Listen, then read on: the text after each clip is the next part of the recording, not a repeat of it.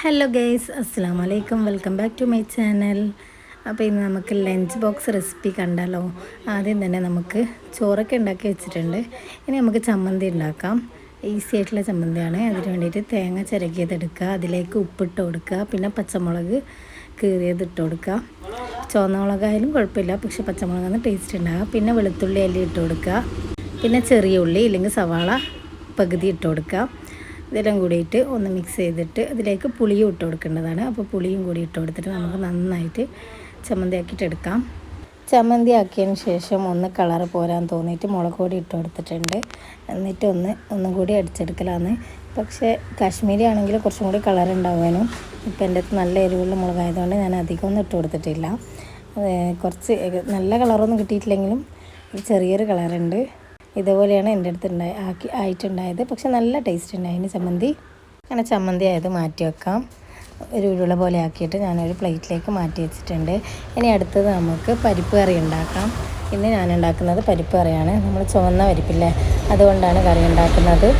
അപ്പോൾ അത് ആവശ്യത്തിനുള്ളത് നന്നായി കഴുകിയെടുത്തതിന് ശേഷം ഒരു മൺചട്ടിയിലേക്ക് ഇട്ട് കൊടുക്കുക.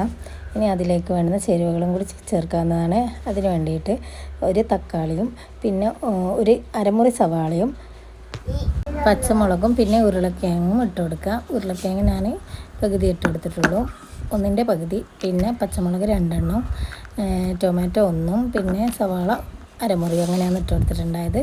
അങ്ങനെ അത് പരിപ്പ് വേവിക്കാൻ വെക്കുക. അതിന് ശേഷം കുഞ്ഞൻ മത്തി ഇട്ടിട്ടുണ്ടായിന്, അത് നല്ലോണം ക്ലീൻ ചെയ്തെടുക്കുക. മത്തി ഫ്രൈ ചെയ്യാമെന്ന് വിചാരിച്ചു. അങ്ങനെ ഫ്രൈ ആക്കാൻ വേണ്ടിയിട്ട് വേഗം ക്ലീൻ ആക്കി എടുക്കലാന്ന്. ഈ മത്തിയൊക്കെ മുറിച്ച് കഴിഞ്ഞാൽ ഭയങ്കര സ്മെല്ലായിരിക്കും. ആ സ്മെല്ലൊന്നും ഇല്ലാണ്ടാക്കാൻ വേണ്ടിയിട്ട് നല്ലോണം ഹാൻഡ് വാഷ് ഉപയോഗിച്ചിട്ട് നല്ലോണം കൈ കഴുകിയെടുക്കുക. എന്നിട്ട് ഒന്ന് ടവൽ കൊണ്ട് തോർത്തി കൊടുക്കുക. അതിന് ശേഷം വെളിച്ചെണ്ണയോ അല്ലെങ്കിൽ ഒലീവ് ഓയിലോ ഏത് ഓയിലായാലും കുഴപ്പമില്ല, അത് നല്ലോണം കയ്യിൽ മസാജ് ചെയ്ത് കൊടുത്തിട്ട് 5-10 മിനിറ്റ് കഴിഞ്ഞതിന് ശേഷം അത് കഴുകിയെടുക്കുകയോ പിന്നെ തോർത്തിയെടുക്കുകയോ ചെയ്യുക.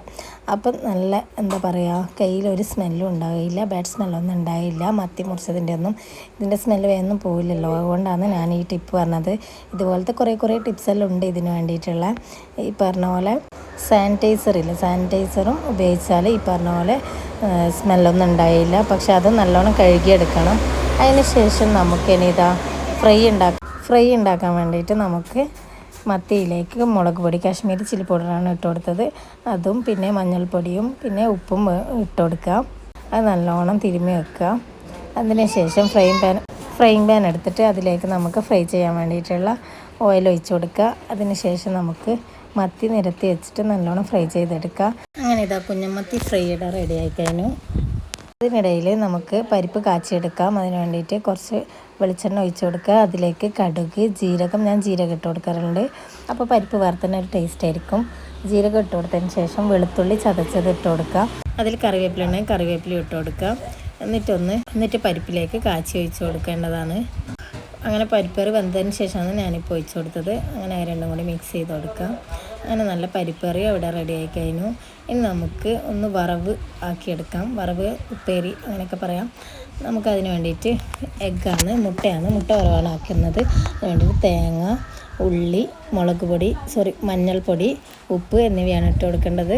മുളക് പൊടി വേണമെങ്കിൽ ഇട്ട് കൊടുക്കാം, പക്ഷെ ഞാൻ മുളക് പൊടി ഇട്ട് കൊടുത്തിട്ടില്ല. അപ്പോൾ ഇതൊന്ന് ഫ്രൈ ആവുന്ന സമയത്ത് നമുക്ക് മുട്ട പൊട്ടിച്ച് വെച്ച് കൊടുക്കണം.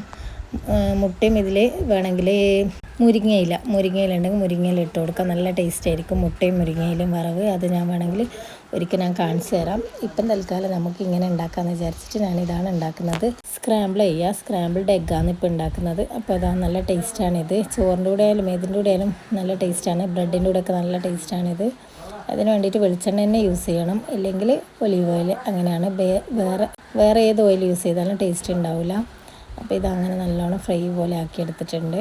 കുറച്ച് ടൈം എടുത്തിട്ട് ഇളക്കിയാൽ നല്ല ടേസ്റ്റിലുള്ള സ്ക്രാമ്പിൾഡ് എഗ്ഗ് കിട്ടുന്നതാണ്. നല്ല ടേസ്റ്റ് ഉണ്ടായിന്. ഇത് ഉള്ളിയൊക്കെ മുരിഞ്ഞിട്ടുണ്ടായിന്. ഇത് ചെറിയ ഉള്ളിയാണെങ്കിൽ അതിനേക്കാളും ടേസ്റ്റാണ്. ഇനി ലഞ്ച് എടുക്കാം. അങ്ങനെ ലഞ്ച് ബോക്സ് റെസിപ്പി ആയി. ഇനി നമുക്ക് ടിഫിനിലേക്ക് മാറ്റിയെടുക്കാം. ചോറ് കുറച്ചധികം എടുത്തിട്ടുണ്ട്. അപ്പോൾ അതിലേക്ക് പരിപ്പ് കറി, പിന്നെ ചമ്മന്തി ഉണ്ടാക്കി, പിന്നെ എഗ് സ്ക്രാമ്പിൾഡും പിന്നെ മത്തി പൊരിച്ചതുമാണ്. അതെല്ലാം കൂടിയിട്ട് ഇട്ട് കൊടുത്തിട്ട് നമുക്ക് ടിഫിൻ ഇങ്ങനെ റെഡി ആയി കഴിഞ്ഞു. അപ്പോൾ ഇൻഷാ അല്ലാ പുതിയ വീഡിയോ ആയിട്ട് വീണ്ടും കാണാം. Thanks for watching. Okay, by.